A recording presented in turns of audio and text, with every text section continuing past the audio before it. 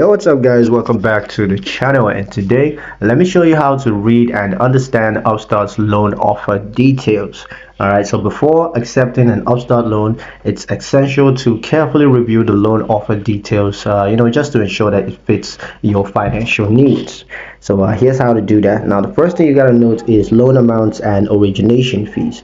Now Upstart loan ranges from $1,000 to $50,000 depending on creditworthiness and income. Now origination fee is a percentage, usually 0% to 12%, that is deducted from the approved loan amount. For example, if approved for $10,000 with a 5% origination fee, you're going to receive $9,500, but pay the full $10,000 plus interest. So the $500 was for the origination fee, and it doesn't count as a deduction. You're still going to have to pay the $10,000 complete. Next, it's the interest rates and APR. Now, Upstart assigns fixed APR between 6% and 36%, and of course, that's based on your financial profile.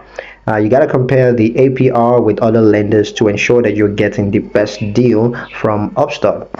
Next is repayment terms and monthly payments.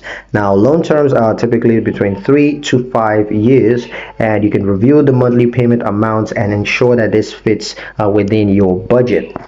And also there's a prepayment policy. So you need to note that Upstart does not charge prepayment penalties, meaning that if you pay off your loan early, it's going to help you to save up on interest.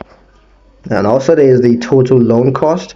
So look at the total repayment amount, and that's the principal plus the interest, because that's going to give you a better understanding of the full cost of borrowing.